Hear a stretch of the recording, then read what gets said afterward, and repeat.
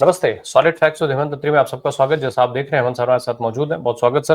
Hemant sir, Bharatiya Janata party को, NDA को बड़ी जीत मिली है बिहार के अंदर, और इस बड़ी जीत के तुरंत बाद बिहार में सर्जरी शुरू भी कर दी गई। जिस तरीके से चर्चा में थे मंत्री जी इनके आर.के. सिंह, और उसके तुरंत बाद जितने गंभीर उन्होंने आरोप लगाए थे बीच चुनाव में, फिर उसके बाद तमाम उम्मीदवारों पर सवाल उठाए थे। सम्राट चौधरी तो सीधे निशाने पर थे उनके, जबकि वो उप मुख्यमंत्री थे, उनको हत्या का आरोपी जो प्रशांत किशोर बताते रहे, वो आर.के. सिंह भी बता रहे थे। लेकिन जैसे ही जीत मिली, घोषणा हुई, तुरंत आर.के. सिंह को पार्टी से फिलहाल बाहर का रास्ता दिखा दिया गया है। क्या माना जाए कि इस जीत ने उनको इतना बूस्ट कर दिया है भाजपा को कि तुरंत ही सर्जरी भी करने की उन्होंने हिम्मत जुटा ली? और दूसरा ये भी कि क्या आर.के. सिंह की ये जो सर्जरी है वो पर्याप्त मानी जाए, या अभी और जो है वो और भी ऑपरेशन चलेगा अभी? राम प्रकाश जी नमस्कार, आपको सारे दर्शक साथियों को भी। देखिए, जो ये आर.के. सिंह को सस्पेंड किया गया है पार्टी से चुनाव परिणाम आने के चंद घंटे के भीतर, ये सीधी सीधी कोई पार्टी विरोधी गतिविधि कम है, ये सच बोलने की सजा है। आपने कहा सम्राट चौधरी, आपने कहा भाजपाई उप मुख्यमंत्री, ये सब कहने की बातें हैं। हकीकत ये है कि उन्होंने जो मोदी जी के जो परम मित्र हैं, जो चीफ फाइनेंसर हैं अडानी, गौतम अडानी को जो प्रोजेक्ट दिया गया पावर का, और उसमें 62,500 करोड़ रुपए के घपले के जो आरोप लगाए, उसको भारतीय जनता पार्टी अभी तक कई दिनों से खून का घूंट पी के सह रही थी। और जैसे ही चुनाव परिणाम आए, उसके तत्काल चंद घंटों के भीतर सस्पेंशन का ऑर्डर भी साथ आ गया। तो इस चीज को आप सम्राट चौधरी या उससे कोई बात होती तो उस बात को रोका जा सकता था, लेकिन गौतम अडानी वाले मसले को जिस तरीके से उन्होंने पोस्टमार्टम करके और सारा का सारा जनता के सामने रख दिया, वो अपने आप में असहनीय है, अनटॉलरेबल जिसको अंग्रेजी में कहते हैं, पर्टिकुलरली मोदी जी के लिए। और भाजपा का मतलब आज की तारीख में मोदी शाह के अलावा कुछ है नहीं। अब भ्रष्टाचार के आरोप आप लगा सकते हैं, इसमें कोई शक नहीं, भाजपा ही लगाते हैं भ्रष्टाचार के आरोप, लेकिन केवल वो विपक्ष तक केंद्रित है। अगर अपनी पार्टी पे अगर कोई भाजपा पे आरोप लगेगा, भ्रष्टाचार करेंगे, आकंठ भ्रष्टाचार करेंगे, मतलब बिल्कुल संलिप्त होकर के पूरा तरीके से खुला खेल फरूकाबादी करेंगे। लेकिन अगर किसी ने उस पर उंगली उठा दी, और वो भी खासतौर पर गौतम अडानी को राष्ट्रीय सेठ का दर्जा दे देना चाहिए मुझे लगता है, जिस तरीके से आर.के. सिंह के खिलाफ कार्रवाई हुई। और आर.के. सिंह का, राम प्रकाश जी, मैं बता दूं, कोई साधारण नेता नहीं, ब्यूरोक्रेट थे, होम सेक्रेटरी थे, 2 बार के सांसद हैं, ऊर्जा मंत्री हैं, और अफसरशाही से राजनीति में आए बहुत ही चुनिंदा लोगों में से एक हैं, जिन्होंने अपनी व्यक्तिगत पूरी की पूरी साख दांव लगाकर बिजली क्षेत्र के लिए काम किया। इसमें कोई शक मत मानिएगा आप। लेकिन जैसे ही अडानी पावर खरीद घोटाले में 62,000 करोड़ रुपए की जो सोकॉल्ड संदिग्ध ओवर इनवाइसिंग जिसको आप कहते हैं, और उनको जिस तरीके का बेहिसाब लाभ देने का जो पूरा का पूरा उपक्रम रचा गया है बिहार के अंदर, 1 रुपया पर एकड़ के हिसाब से वो देना और वो सारी चीजें, तो उसी दिन से उनकी फाइल तैयार हो गई थी। और एक तरीके से आप कह सकते हैं कि उनके जो 100 गालियां होती है ना शिशुपाल वाली, वो पहली और आखिरी गाली ही 100 गाली के बराबर गिनी गई, क्योंकि उन्होंने अडानी को कटघरे में खड़ा कर दिया। और अडानी को कटघरे में खड़े करने का मतलब चुनाव के बीच में, चुनाव के दौरान सीधा सीधा मोदी को कटघरे में खड़ा करना है, अमित शाह को खड़ा करना है, पूरी भाजपा को खड़ा करना है। और ये निलंबन जो है, जो उनका किया गया चंद घंटों के अंदर, ये एक संदेश है, जैसा मैंने कहा, कि भ्रष्टाचार पर सवाल पूछने की अनुमति नहीं है, सिर्फ विपक्ष को भ्रष्ट कहने की अनुमति है। उनका अपराध केवल इतना था कि उन्होंने एक ऐसा मुद्दा उठाया जिसकी उम्मीद उनसे की ही जाती है। बिजली मंत्री रहे हैं, ब्यूरोक्रेट रहे हैं, उनको बिजली के एक एक मामले की समझ है, तो वो ये ना उठाएं तो और क्या करें? उन्होंने क्या पूछा था? उन्होंने यही तो पूछा था कि अडानी को जो लाभ दिया गया है वो किस नियम के तहत दिया गया है, बिजली की कीमतें कैसे बढ़ा दी गई है, और टैरिफ है, टैरिफ के नाम पर जो जनता से पैसे वसूले जाएंगे हजारों करोड़ रुपए, वो किसकी जेब में जाएंगे? ये सवाल थे उनके, जो बहुत ही वाजिब सवाल है, जो प्रोफेशनल सवाल है, कोई भी आदमी पूछेगा। और उसके जवाब में उनको क्या मिला? पार्टी से निलंबन मिला। ये वही पार्टी है जो एक जमाने से भ्रष्टाचार के खिलाफ लड़ाई लड़ने के दावे किया करती थी, और आज स्थिति यह है कि जो भ्रष्टाचार पर कोई सवाल उठा ले पार्टी के अंदर, तो उसको देशद्रोही और पार्टी विरोधी माना जाता है। यह है चाल चरित्र और चेहरे का फर्क जो मोदी और शाह की सरकार में लगातार आया है। और उसके बावजूद भी देशद्रोही बताना, पार्टी विरोधी बताना, देश की बात कर रहे थे वो, कि देश की जनता को आप क्यों लूट रहे हैं। बेसिकली दर्द असल में क्या था जो उनके खिलाफ ये तत्काल कार्रवाई हुई? चुनाव परिणाम का मानो इंतजार ही कर रहे थे कि एक बार फाइनल डेटा आ जाए। आरके सिंह ने पहली बार अडानी के साथ खेल चल रहा है उस तंत्र का पहली बार पर्दाफाश कर दिया था, जो बिजली की खरीद के नाम पर प्राइवेट कंपनियों से देश के लोगों के, गरीब लोगों की जेब से खरबों रुपए एक ही कॉरपोरेट के पास कैसे चला जाता है। इसलिए इसको आप अनुशासनात्मक कार्रवाई कहेंगे, ये बिल्कुल गलत होगा जो ऑर्डर में लिखा है सस्पेंशन के में। ये 100% अडानी और कॉरपोरेट के हितों की सुरक्षा का मामला है, उनके आर्थिक हितों की सुरक्षा का मामला है। और ये इतिहास में दर्ज होगा, याद रखिएगा मेरी बात, कि आरके सिंह को सच बोलने के कारण पार्टी से निलंबित किया गया। ये कोई बात नहीं है। ठीक है, चुनाव आएंगे जाएंगे, जीतेंगे हारेंगे, सारी चीजें होंगी, लेकिन एक ब्यूरोक्रेट टर्न्ड पॉलिटिशियन जो बहुत ही वाजिब सवाल उठा रहा है। आपने कहा कि वो मुख्यमंत्री पर आरोप लगा दिए, फला पे लगा दिए, ये लगा दिए, वो सारे आरोप तो बिल्कुल ठीक बात है, पीके ने भी लगाए थे, उससे क्या ही फर्क पड़ता है। और वो आरोप अगर गलत होते तो वो सामने वाला जवाब दे सकता था कि हाँ ये गलत है। लेकिन ऐसे लोगों पर जो ये आरोप है, ये सत्य पर आधारित आरोपी तो आरोपी है ना भाई, उसके खिलाफ पर्चा दर्ज है, तभी तो आप किसी को आरोपी कह सकते हो। वैसे कहेगा तो आपके खिलाफ मानहानि का मुकदमा दर्ज करा देगा वो। तो समस्या सम्राट चौधरी या बाकियों की नहीं थी, आपराधिक किस्म के लोगों को वोट देने की, टिकट देने की नहीं थी। समस्या केवल अडानी के खेल को उजागर करने की थी, अडानी की मिली भगत को उजागर करने की थी, अडानी की ओवर इनवॉइसिंग को उजागर करने की थी। जिस तरीके से 200 करोड़ की जमीन बिहार के सरकार ने किस बात की वो ली थी? किसानों से वो जमीन एक्वायर की गई थी इंडस्ट्रियलाइजेशन के लिए, ठीक, 200 करोड़ रुपए दे करके, और उसको 1 रुपए की सिंबॉलिक उस पर लीज पर देना, इसको आप क्या कहेंगे? क्या ये क्रोनी कैपिटलिज्म है या नहीं है? और जो बिजली 2 रुपए में मिलनी है उसको आप ओवर इनवाइसिंग करके इतनी महंगी देंगे तो क्या करेगा कोई? आवाज भी ना उठाए, और आवाज उठाते ही क्या असर हुआ वो आपने देख लिया। सस्पेंशन ऑर्डर देख लीजिए क्या लिखा हुआ है, पार्टी विरोधी गतिविधि। नहीं तो अगर हेमंत सर, अगर वो अडानी को टारगेट नहीं करते आरके सिंह, तो क्या उनके ऊपर ये कार्रवाई हुई होती? केवल सम्राट चौधरी की बात करते या सरकार पे भ्रष्टाचार का आरोप लगा देते? 62,000 करोड़ का आरोप लगाया उन्होंने। हालांकि ये भी है कि भारतीय जनता पार्टी का पहली बार किसी नेता ने जो भाजपा में रहते हुए इतना बड़ा खुलासा किया, इतना बड़ा आरोप लगाया। नहीं, रामप्रकाश जी ऐसा नहीं है, इससे पहले भी सुब्रमण्यम स्वामी रोज करते, day in and day out करते, लेकिन उनको पार्टी से बाहर निकालने की किसी के अंदर हिम्मत नहीं है। उनको कभी भी ट्रोलिंग भी नहीं कराई जाती उनकी। आपको पता है, जैसे ही उनको कोई ट्रोल सेना लगाएगी, आईटी सेल लगाएगी, वो इनकी और बखियां उधेड़ देंगे। इसलिए सुब्रमण्यम स्वामी से सरकार सेफ डिस्टेंस बना के चलती है। जहां तक आरके सिंह का मामला है, आरके सिंह को सरकार कोई बहुत ज्यादा गंभीरता से ले नहीं रही थी। इतने संगीन और गंभीर आरोप लगाने के बावजूद भी आपने देखा ना, चुनाव के दौरान कितने मीडिया हाउसेज ने उनकी कॉपी उठाई। एक मीडिया हाउस ने उठाई थी उनकी कॉपी, ध्यान होगा आपको, एक पोमेरियन चैनल है, उसने गलती से वो कॉपी चला दी, और उसके तत्काल बाद उस कॉपी को ट्वीट से भी हटाया गया, ट्विटर से भी हटाया गया। बाय दैट टाइम और लोगों ने, जो जुबैर जैसे लोग हैं, उन्होंने उसको कॉपी कर लिया था और वो अपने हिसाब से उसको दिखा रहे थे, ऐसा चला रहे थे। लेकिन उस चैनल को उसकी क्षतिपूर्ति क्या करनी पड़ी कि ओपिनियन पोल से पहले बीजेपी के कितने सीट दिखाने पड़े उसके ल्यू में, यानी कि खबर हटानी पड़ी और बीजेपी का प्रोपगेंडा करना पड़ा ओवरबोर्ड जाकर के। तो ये नई पॉलिसी, इसको आप इसका बुरा क्यों मान रहे हैं? ये तो नया नॉर्मल है, न्यू इंडिया है। न्यू इंडिया के अंदर सम्राट चौधरी कर लेकर कौन कौन परवाह कर रहा है भाई? जितने लोग हैं भाजपा में जो जीतते हैं, जो पर्ची वाले मुख्यमंत्री हैं, उनमें से अपने पल्ले किसी के 4 वोट हैं क्या? किसको क्या बनाना है, कौन किस पर्ची में से कहां से निकलेगा, कौन हारने के बाद भी सीएम बन जाएगा? उत्तराखंड में देख लीजिए ना, दामी चुनाव हार गए थे खुद का सीएम होते हुए, उसके बाद दोबारा थोपा कि नहीं थोपा? तो ये तो जो पर्ची के अंदर से लोग निकाले जाते हैं, उनकी अपनी यूनिक सेलिंग पॉइंट से कि उनका रिमोट दिल्ली के पास कितना इफेक्टिवली पूरे कंट्रोल में है। तो बाकी कोई इनको कुछ कहता रहे, कुछ बहुत फर्क नहीं पड़ता।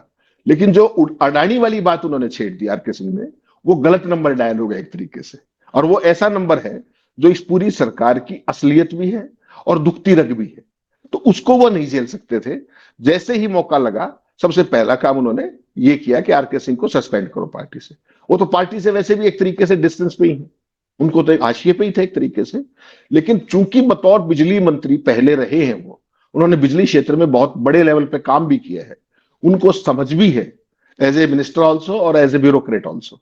तो उनकी बात कहीं ना कहीं लोगों में जम रही थी।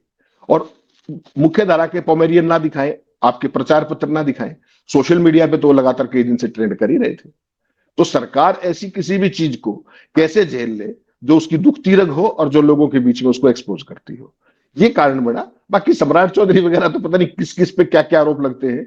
बीजेपी में इस तरह की चीज ना तो खबरों में आती, ना कहीं पब्लिक डिस्कोर्स में आती, और उसको वहीं पर दफन कर दिया जाता है। अडानी वाला मामला थोड़ा सा दूर तक जाएगा, लंबे समय तक जाएगा, वो सवाल बार बार उठेंगे। अभी तो वो प्रोजेक्ट लगना है। पहले वो किस तरीके से, उन्होंने ये भी बताया कि ये प्रोजेक्ट एनटीपीसी को लगाना था। एनटीपीसी कितने रुपए की बिजली देता और अडानी कितने की देंगे, वो सारे तार भी उन्होंने उधेड़ के रख दिए। इसका खामियाजा उनको भुगतना पड़ा एज ए निलंबन के तौर पर। तो लेकिन सर, जब अडानी साहब का अगर नाम उन्होंने ले लिया है, 62,000 करोड़ के घोटाले का उन्होंने आरोप लगा दिया है, तो क्या केवल निलंबन से काम चल जाएगा? नहीं, निलंबन से क्या काम चलेगा, उनको हटा निकाल देंगे पार्टी से, हु केयर्स। पार्टी से निकालना कोई इतनी बड़ी, भाई पार्टी तो प्राइवेट लिमिटेड है ना। सर, कि उसको पार्टी से बाहर मैसेज है। निकाल देंगे तो फिर बोलेंगे वो, और इंटरनल हाँ तो चीजें खोलने लग जाएंगे, बहुत सारे राज होंगे उनके पास तो ऐसे। राम प्रकाश जी, पर्दा केवल कल तक का था, परिणाम आ गया। धन्यवाद गणेश गुप्ता जी, धन्यवाद अमित शाह जी, धन्यवाद अपने जो तावड़े साहब। 5 साल तक यूं ही चलेगा मामला। अब नीतीश कुमार को भी पता लगेगा कि उन्होंने क्या किया था, दोबारा पलटी मार के सारी चीजें सामने आने वाली है। वो बोलते रहे, करते रहे, उनको मीडिया कवर ही नहीं करेगा, बात खत्म। कितना ही ऑफेंसिव कर ले, वो क्या ही फर्क पड़ता है। सोशल मीडिया उनको कवर करेगा, करता रहे। उसको भी ब्लॉक करने के तमाम उपाय सरकार ने खोज रखे हैं, तमाम पोर्टल से ऐसे, जिससे उनकी व्यवस्था कर दी जाएगी। नहीं तो इससे आसान रास्ता ये नहीं कि आरके सिंह को उठा के जेल भेज दो, काम खत्म, ना बाहर रहेंगे ना बोलेंगे। वो तो कुछ भी देखिए, वो तो विशेषाधिकार माननीय अमित शाह जी का है। वो इसको कितना ठीक है, गंभीरता से इसको लेंगे, हम वो देखेंगे। आरके सिंह पर तो चलिए कार्रवाई हो गई, आरके सिंह ने बोला, आरके सिंह पे कार्रवाई हो गई। वो गौतम अडानी से लेकर के सम्राट चौधरी तक उन्होंने टारगेट किया था, बिहार की सरकार को टारगेट किया था। सर, सवाल ये है, भाजपा ने तो सर्जरी कर दी शुरुआत होते ही, कांग्रेस इससे सीखेगी क्या? क्योंकि कांग्रेस पर हर बार ये आरोप लगते हैं, हर बार ये सवाल आता है, हर चुनाव के पहले, चुनाव के बीच में, चुनाव के बाद बहुत सारी बातचीत होती है, खास करके चुनाव के बाद। अब सवाल फिर वही खड़ा है कि आखिर बिहार में जो चुनाव हुए, बहुत सारे आरोप लगे थे बीच चुनाव। आप, हमने और आपने उस पर बात किया था, कृष्णा लहरू से लेकर के तमाम तरीके के आरोप थे। कांग्रेस अब क्या करेगी? कांग्रेस क्या इस इन सब चीजों से कुछ सीख पाएगी? राम प्रकाश जी, बड़ा ऐसा सवाल पूछ दिया आपने कि आप ट्रोल्स को इनवाइट कर रहे हैं। हमारा सौभाग्य ये है कि हमें भाजपा के ट्रोल्स भी गालियां देते हैं और कांग्रेस समर्थक भी देते हैं। यही हमारा अर्जित है कुल मिलाकर के सारों का। भारतीय जनता पार्टी जो कर रही है वो एक अलग पक्ष है, लेकिन आपने स्पेसिफिक सवाल पूछा कांग्रेस का। आपने देखा राहुल गांधी आज सुबह ठीक 10:30 बजे कहां पहुंच गए थे? खड़गे साहब के घर। वहां पर श्रीमान केसी वेणुगोपाल थे, खड़गे साहब थे, और भी कुछ नेता थे, अजय माकन थे। और वहां पर राहुल गांधी को घेरने की कोशिश की मीडिया ने, जो पमेरियन आपके घूमते हैं वहां पे, लेकिन उन्होंने उनका जवाब नहीं दिया। तो उनका जवाब दिया उनके मुख्य चाणक्य, कोट एंड कोट कह रहा हूं, चाणक्य किसने? केसी वेणुगोपाल ने। और वो क्या कह रहे थे कि वोटों में गड़बड़ी, फला, ये सारी चीजें जितनी भी वो कह सकते थे, वो सारा ज्ञान उन्होंने वहां पे दिया। राम प्रकाश जी, इसमें कोई शक नहीं है कि एसआईआर से लेकर के हर कदम पर, चाहे पैसे बांटने हो, रेवड़ियां बांटनी हो, चुनाव के दौरान खातों में पैसे डालने हो महिलाओं के, वो सारी चीज अपनी जगह थी। सारी चीज, उसको कोई नकार नहीं रहा है। लेकिन क्या कांग्रेस पार्टी को एक राजनीतिक दल से एक एनजीओ में बदलने का काम भी चुनाव आयोग ने किया है क्या? या बीजेपी ने कर दिया, या किसी और ने कर दिया? जिस तरीके से जो वर्क कल्चर है कांग्रेस पार्टी की, कि चुनाव से 20 दिन पहले किसी एक व्यक्ति को भेज दीजिए, उसको प्रभारी बना दिया, और उसको जाते ही उसने दिमाग में एक चीज ठान ली कि मैंने जाके लालू से लड़ना है सीटों के लिए। ठीक, ना उसको बिहार की समझ है, ना बिहार के इश्यूज की समझ है, ना बिहार के रीजन्स की समझ है, कुछ समझ नहीं है। उसकी क्वालिफिकेशन केवल इतनी है कि वो राहुल गांधी का करीबी है। और वो अकेला नहीं है, ऐसे बहुत लोग हैं, एमबीए करके फला यूनिवर्सिटी से, फला विदेशी, फला ये। अगर उन सारी चीजों से आपने सबक नहीं लेना, तो फिर आपने देखा कि जो पीके का क्या हाल हुआ महाराष्ट्र, अपने बिहार के चुनाव में देखा आपने भी, वो क्या कहा करते? पीके के दावे देखिए आप, कि सबसे पहले मैंने मोदी को 2014 में सत्ता में लाया, कहा करते ना, मैंने मदद की, मैं उनका कैंपेन बिल्ड करता था। उसके बाद कैप्टन अमरिंदर सिंह का दावा करते थे वो, फिर ममता बनर्जी का, फिर स्टालिन का, फिर केजरीवाल का, फिर आंध्र प्रदेश के अंदर कितने दावे किए उन्होंने कि मैंने वो जितवाया, उनका कैंपेन किया, ये किया, वो किया, सारी चीजें डिजाइन किया। जो अपना कैंपेन डिजाइन किया और करोड़ों रुपए खर्च कर दिए वहां पे बिहार के अंदर, कितने परसेंट वोट आए उनकी, कितनी सीटें आई? तो एक होता है Ram Prakash ji back room boy, और एक होता है फील्ड पॉलिटिक्स, अलायंसेस। ये राजनेताओं का काम है, ये बैकरूम बॉयज का काम नहीं है। चाहे वो एमबीए है, चाहे वो राहुल गांधी के करीबी हैं, चाहे वो वामपंथी है। वामपंथी अगर इतने बढ़िया होते तो अपना ही ना धुआंधार बैटिंग कर रहे होते पूरे देश के अंदर। तो आपने बिहार के चुनाव में भी देख लिया इस बार। तो राहुल का जो पूरा सिस्टम है, राहुल और प्रियंका का और कांग्रेस का मेन सिस्टम जो आप कहेंगे, वहां एडवाइजरी, जो मेन एडवाइजरी रोल है अनऑफिशियल, वो सारे का सारा वामपंथियों के जिम्मे है, जिनका ग्रास रूट से कोई कनेक्शन नहीं है। उनकी क्वालिफिकेशन केवल एक है कि वो राहुल गांधी के करीबी है। तो ये क्वालिफिकेशन कांग्रेस पार्टी को वहीं तक ला सकती है जहां वो आज खड़ी है। कांग्रेस पार्टी के पास संगठन नहीं है। ये चुनाव आयोग ने रोका है क्या उनको कि आप संगठन मत बनाना? हरियाणा के अंदर अक्टूबर में रिजल्ट आया था पिछले साल, पूरे एक साल के बाद, एक साल तक विपक्ष का नेता नहीं था। पिछला जो अध्यक्ष था, जो खुद का भी चुनाव हार गया, उसको बदलने में राहुल गांधी को एक साल लग गया। ये भी क्या गणेश गुप्ता ने रोका था या राजीव अग्रवाल ने रोका था? तो Congress party has to become a Congress party instead of being a NGO, और for that matter Congress is more of a culture. राजनीतिक पार्टी कल्चर नहीं हो सकती। राजनीतिक पार्टी को 24 घंटे लोगों के बीच में होना होता है। यहां पर क्या स्थिति है, चुनाव से एन पहले आप भेज दीजिए, चुनाव के बाद गायब हो गए। अब क्या कह रहे हैं कि वोट चोरी हो गई इसलिए हम चुनाव हार गए। वोट चोरी तो पहले से पता था। एसआईआर में क्या हो रहा पता नहीं था आपको? आपके कितने बीएलएज ने वहां पर आपत्ति की बिहार के अंदर कि इन सीटों, कोई बीएलए मिला आपका ढूंढने से? अब पूरे देश में हो रही है। हकीकत समझनी पड़ेगी आपको। संगठन आपका नहीं है, बीएलएज आपके पास नहीं है, किसी तरीके की फाइटिंग स्पिरिट आपके पास नहीं है। राहुल गांधी, मैं आपको बार बार कहता हूं, बिना सेना के सेनापति जाते हैं, भीड़ इकट्ठी हो जाती है, बातों से कन्विंस करते हैं लोगों को। उनकी ऑरेटरी स्किल्स काफी इंप्रूव हुई, इसमें कोई शक नहीं। लेकिन उनके भाषण के बाद जो ग्रास रूट पर जो लोगों को मोबिलाइज करके कांग्रेस के लिए वोट डालने वाला कार्यक्रम है, उसके लिए तो आपको लोग चाहिए या नहीं चाहिए? राहुल गांधी की समस्या यह है कि उनके यहां पूरी पार्टी में दरी बिछाने वाले कम और मंच पर फोटो खिंचवाने वाले ज्यादा है। हकीकत यह है। उनका प्रभारी देखिए अल्लावरू, और इनका प्रभारी देखिए कौन था? तावड़े, विनोद तावड़े। वही तावड़े जो महाराष्ट्र चुनाव में करोड़ों रुपए बांटते हुए होटल में पकड़े गए थे, याद आपको? वो इस पूरे चुनाव में थे। गणेश गुप्ता के साथ मिलकर के उन्होंने बिहार में महाराष्ट्र मॉडल लागू करके दिखाया कि नहीं? बिहार वाला स्ट्राइक, महाराष्ट्र वाला स्ट्राइक रेट, वही मॉडल, सारी चीजें। एक चीज होती है, हम बार बार बात करते हैं इस चीज को लेकर के, इस तरीके की सर्जरी को लेकर के, और जब भी ऐसे सवाल आते हैं तो मुझे लगता है कि केसी वेणुगोपाल का नाम सबसे पहले आता है। लेकिन एक ये भी तो चीज है कि आज की जो राजनीति चल रही है, इस राजनीति में किसी एक नेता के लिए कांग्रेस पार्टी या भाजपा के अलावा किसी भी पार्टी में बने रहना ही अपने आप में एक बहुत बड़ा चैलेंज है। जिस तरीके से भाजपा साम दाम दंड भेद अपनाती है, प्रताड़ित करती है, लालच देती है, सब कुछ करती है, उसके बावजूद भी केसी वेणुगोपाल सहित ये पूरी लॉबी आज भी कांग्रेस पार्टी के साथ खड़ी है, कांग्रेस पार्टी में है। तो अब आखिर राहुल गांधी उसमें क्या करे? और अगर लोग राहुल गांधी के साथ या कांग्रेस पार्टी के साथ नहीं जुड़ना चाह रहे हैं तो राहुल गांधी इसमें क्या कर लें? कहां से खड़ा कर पाएंगे संगठन? नहीं, राम प्रकाश जी, इसको दूसरे तरीके से देखिए। आप एक राजनीतिक पार्टी चला रहे हैं। राजनीतिक पार्टी टॉप टू बॉटम नहीं होती, बॉटम टू अप होती है। ग्रास रूट पे आपके पास वर्कर नहीं है, जैसा मैंने आपको कहा, संगठन नहीं है। वो क्या, राहुल गांधी के समर्थक तो बहुत आपने भारत जोड़ो यात्रा के अंदर देखे तमाम।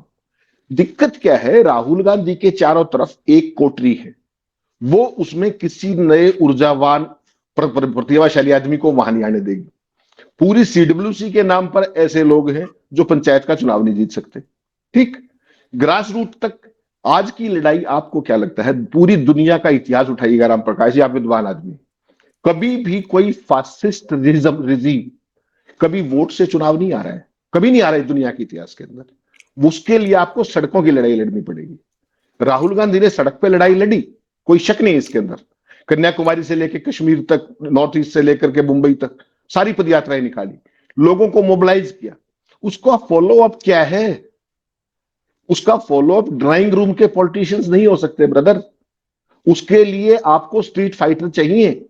राहुल गांधी तो मैं फिर वही बात रिपीट कर रहा हूं, बहुत सारे ट्रोल अभी मेरी आपकी सेवा में आएंगे कि राहुल गांधी बहुत अच्छा डायग्नोज कर लेते हैं कि मेरी पार्टी की समस्या ये है। गुजरात में जाते हैं, कहीं भी जाते हैं, उनके पिताजी भी एग्जैक्टली यही करते थे।